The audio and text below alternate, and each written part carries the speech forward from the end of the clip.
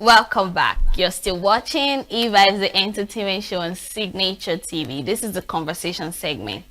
So joining me via Zoom from Asaba is Izu Okafor. He is a movie director and producer. We've displayed a video of him sometime this week where he was lamenting, screaming, complaining. But we decided to have him live here with us. So we'll be talking about projecting Igbo heritage and culture through filmmaking. So over to you, Izu. Thanks for joining. Thank you, Ines, for having me. Can you hear me clearly? Yes, I can. Oh, don't mind my background. We're on a film set in Asaba, so All right, it's I don't know that's how fine. to. That's fine. So how are you? How is the weather treating you? Oh, it's wonderful. It's like the first time I'm producing a film in Asaba, so it's I don't even know the words to use, but it's been an experience. All right. It's been an experience. Okay. So let's delve into the topic, yeah? You know, you lamented so much in the video we displayed. That was on Wednesday, complaining about how Igbo heritage is not really kept. You talked about our name not being used in most of the movies. You talked about we not portraying how our tradition and culture is supposed to be in Igbo movies, right? So I want you to elaborate more on that.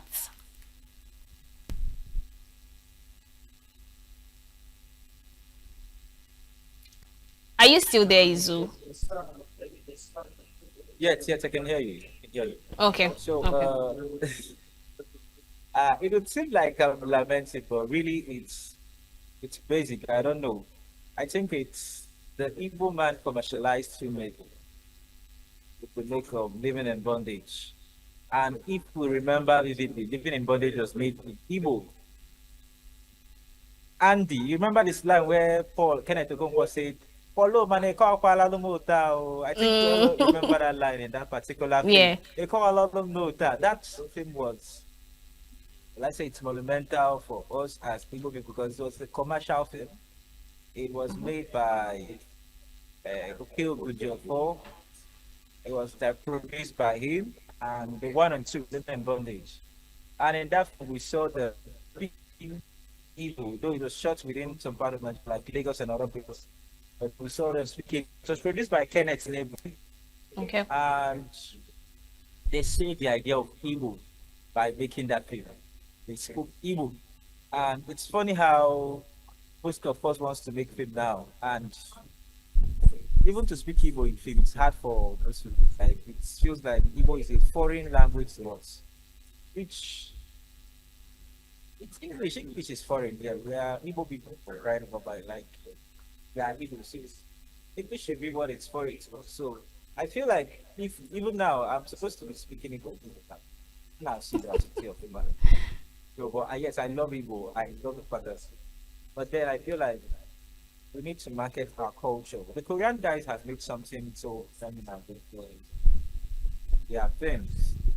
And if you remember also vividly, we watched Indian film back in the days. And Indian films were spoken in Indian language, Hindu and whatsoever. And there was no subtitles. And we are following these films. Really just watching them while growing up. So telling me that Igbo is not marketable or giving any excuse we want to give as Igbo filmmakers or as Igbo creatives, it's not valid. It's not valid. Myself as much as I understand that people talk about is it marketable, is it that, is it this? Igbo is a very lovely language. You have a very rich culture. What's saying Igbo, I'm not talking about like every culture is rich. That's why one of the if you remember the film Apocalypse. I was shot by Mel Gibson. It was directed by Mel Gibson. Mel Gibson invented a different language from the Mayan culture. They used a language that was never in existence before. And Apocalypse is rated, it was shot in 2006. Apocalypse is rated among one of the best films of all time. And tell me, why is it hard for us to think it should be magical? We need to create something because our audience is not just our neighbor, our friends, or the people out there. We have a global audience to satisfy. We have a global audience waiting on us. It's like that. They want to know about us. Take the book Things Fall Apart as an example. We know how many copies that have been translated into. Things Fall Apart, as much as yes, it's not written in Igbo. It was written in Igbo. It was talking about the Igbo culture. It told us about the Igbo culture. It made. I think I saw a film where someone talked about things fall apart, affecting them, wanting them to visit people and to know more about this. And I've heard people talk about that, seen things like that, and it's exciting to know that these things that we don't take serious, there are people out there that take them serious. There are people out there that it means a lot to them. That people, okay, recently I was talking to someone and I realized that sometime in the late 1987, 1987, so a white woman, I would mention her name because I'm still doing a research on that because the thing I want to do. She did a research about the one Miri thing. We talk about one Miri a lot in Ebola. She came to Oguta, shot a Okay. documentary. This was barely like 6, 7, I don't know how many years after, like it's not 20 years after the war. She came to shoot a documentary about one Miri and told the culture because they believe that people believe in this thing. We believe that there is mommy water. We believe that we believe we have a culture. As much as I'm not so much a cultural person, but then we have a culture, we have our tradition, we have these things that have been passed down from generation to generation. And it seems like we are losing some of our culture. Like now, imagine if a child will wake up in the morning and what they'll tell their dad is, Daddy, good morning. Daddy, good morning.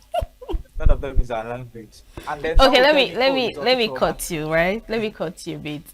Yeah. You know, we have African magic Igbo, if you'd agree with me. And they speak Yeah. pure Igbo there, right? Of course, we will not know if those in diasporas are watching and all that. But how do you think it's marketable? Because you made mention of that. If we go ahead to make movies that we speak our dialects and all, do you think people would really engage in it, especially those that don't hear Igbo language?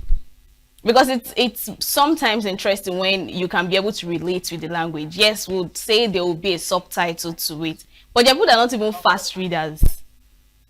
I don't know if you get what I'm saying. So is it even I get what you're marketable? saying. Is it marketable? Do you think aside we the Igbos, the Yorubas and all those in the diaspora, will they be able to understand it or even engage to it? Okay. I gave an example when I was talking earlier, and I gave us an example of the Korean film. I mean, like you watch Korean film, right? Hmm.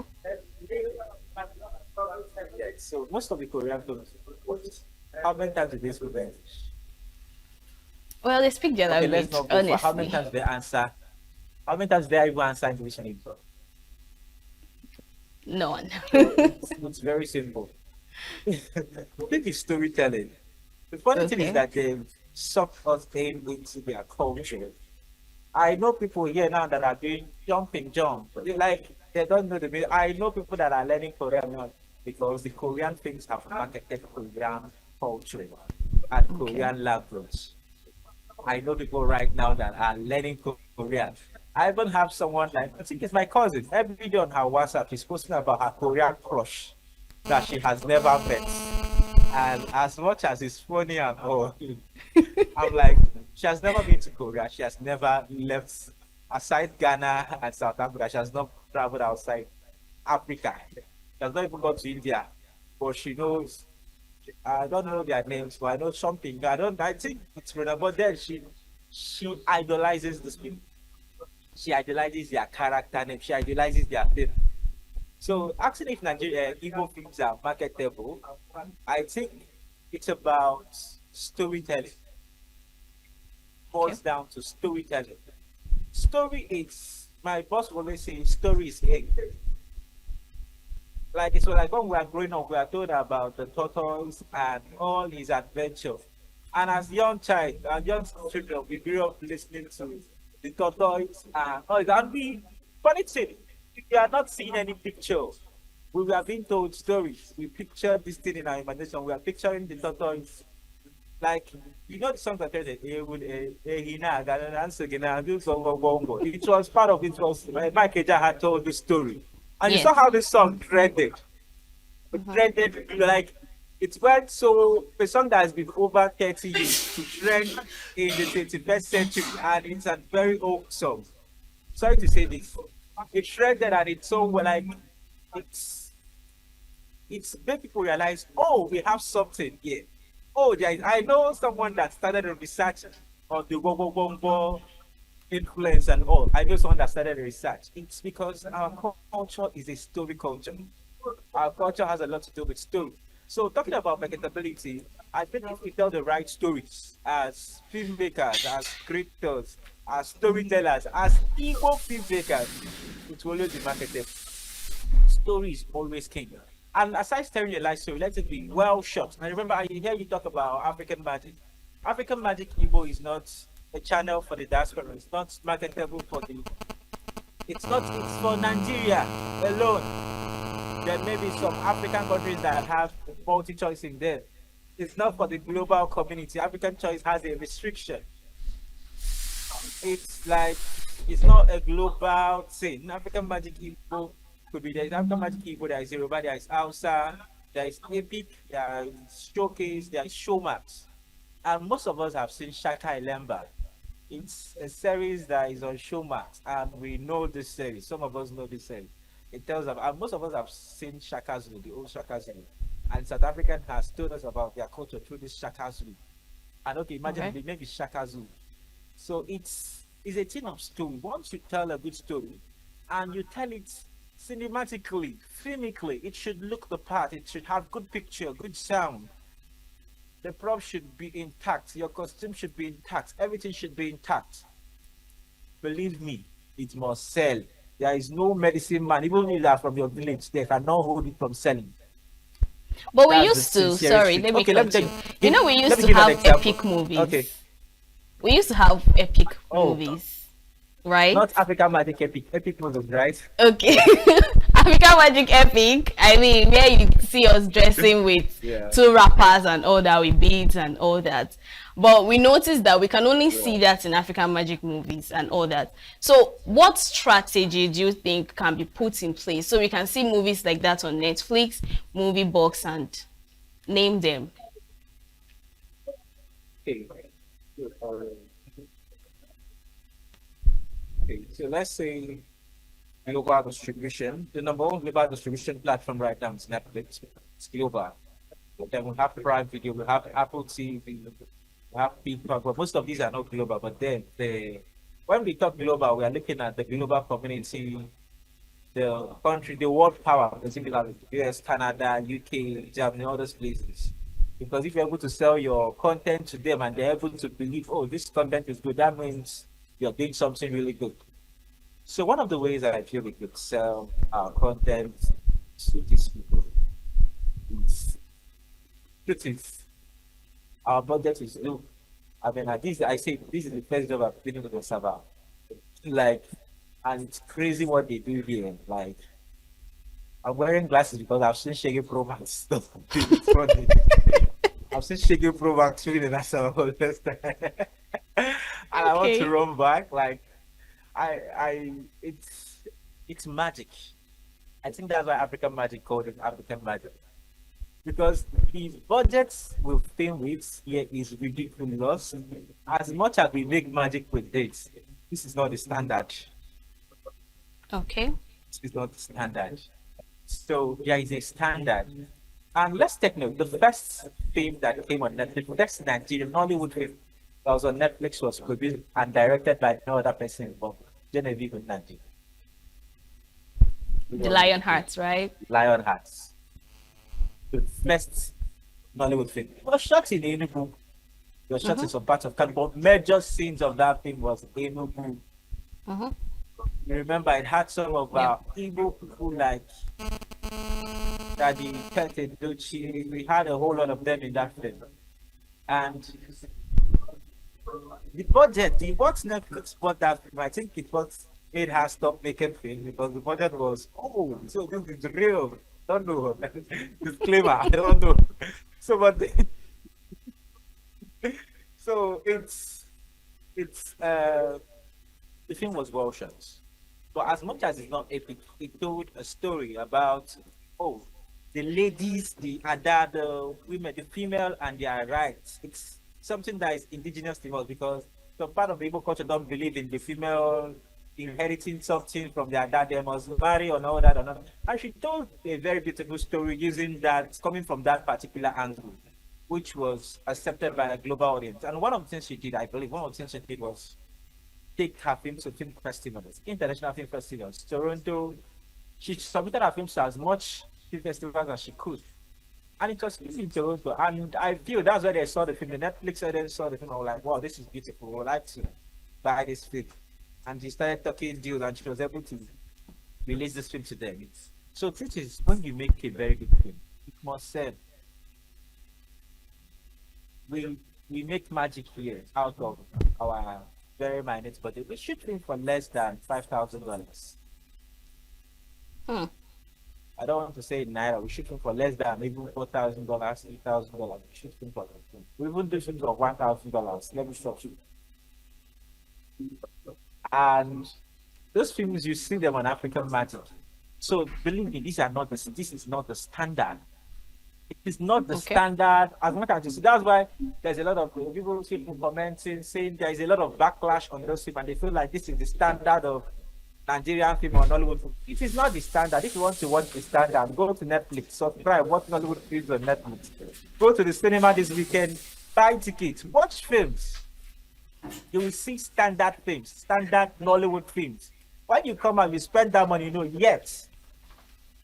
But would you say Because funding is one of the issues? The economy is hard and it's telling on people and all that. So people may not really bring out so much money to do that. And I've actually had several guests. Would you say the government are not also part of it?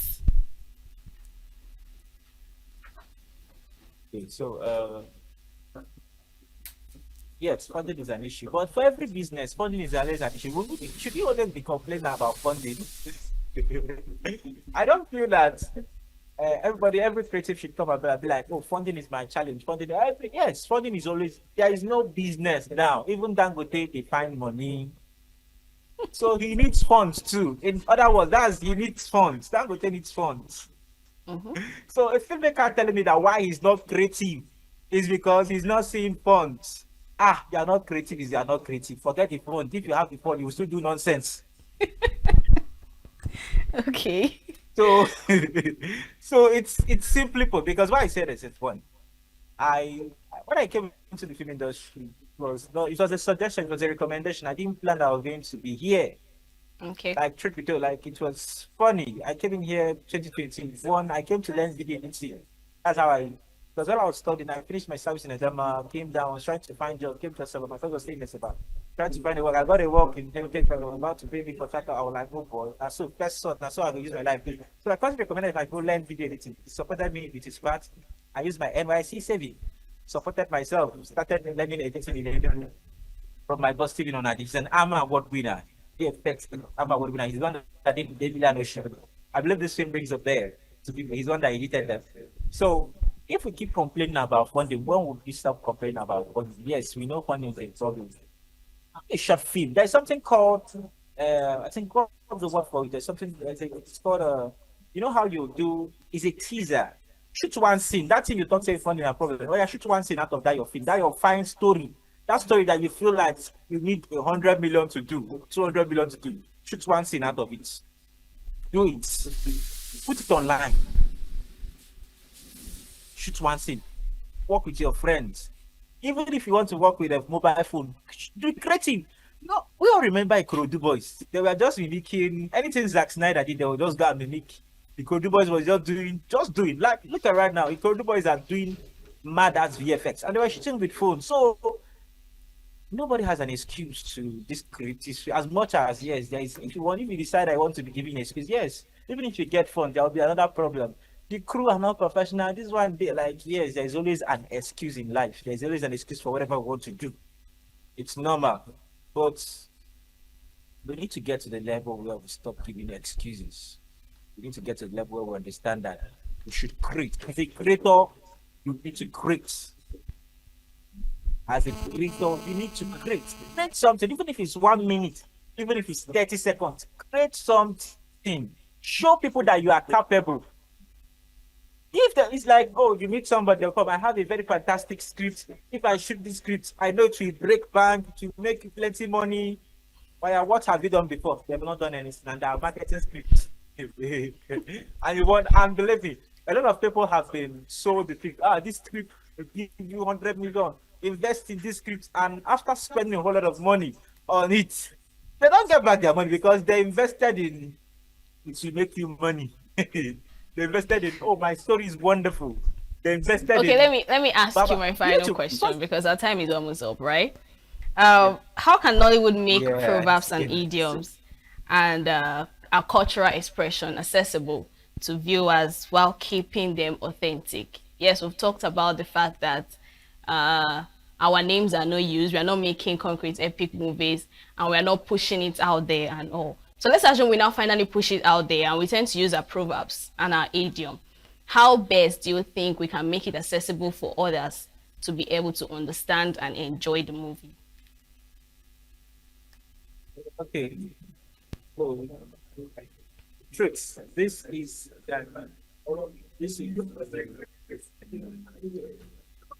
Look, guys, don't mind me. I'm facing the urbanizer. We are facing very close to the urbanizer, so, and Okay. reading this part. In this part, we are giving around here.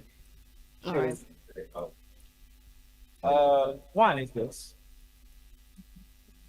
We all grew up studies first aid in English. I don't know if it rings a bell. First aid. I don't know if students still use first aid in English. There is an idiom, there is a proverb, there is one, and there is an interpretation what it means. So one of the things we can do is this. I think one of the actors that so much use idioms and words that we don't even know their meaning. But when you listen to it, you know you understand the meaning. It's Stuart Alago. He's a pastor of this kind of words. Mm-hmm. He will now say something that will get you rolling, like you'll be laughing, like, what is this one? But through you know the meaning of what he said. You'll be thinking, oh, this means this. So I think this is where we need to understand that I should be creating SRT for that subtitle files because there is always a subtext to every word that is being spoken. There is always a subtext. Okay. Actors most times don't read the script verbatim; they act. So they are trying to act what they have, and they're acting to show us what's available. So I think it's subtitle is going to help. But then Okay. our names is like my name is Izuchukwu Kafo, and someone has asked me what's the meaning of Izuchukwu. I say Google it. And I when people will ask me what's the meaning of Izuchukwu, I tell them, what does Izuchukwu mean for you? Our names have a meaning. So someone told me it means agreement, it means planning, it means this. Everyone has a context to whatever something means.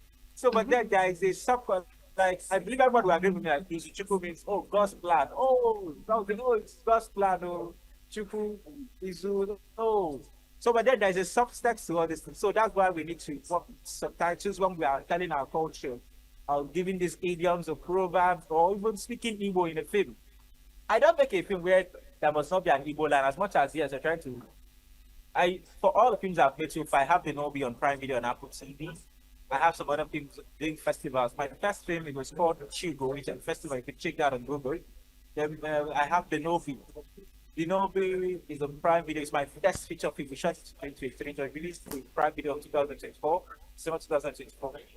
And these are stories you make like you need to be able to tell people that yes, I'm doing something. Yes, this is what this means. Because if you don't call Okay. a spade, it Izu, our doesn't time show. is up.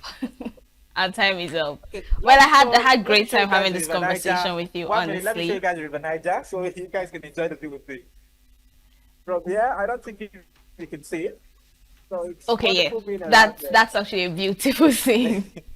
That's a beautiful thing. Thank you so much, Iju, for joining us, even while on set shooting the movie. We had a very interesting conversation with you. Quite educating too. So see you some Thank other you very time. much. All right. So the show has come to an end. This is where we draw the curtain. And yes, join us same time next week for more exciting stories, more trending dramas, interesting conversations only on eVibes, the entertainment show on Signature TV. Follow all our social media platforms, subscribe to our YouTube channel, and download our app. Yes, please do that. I remain your baby girl, Queenette Wokunta. Enjoy the rest of your day and your weekend.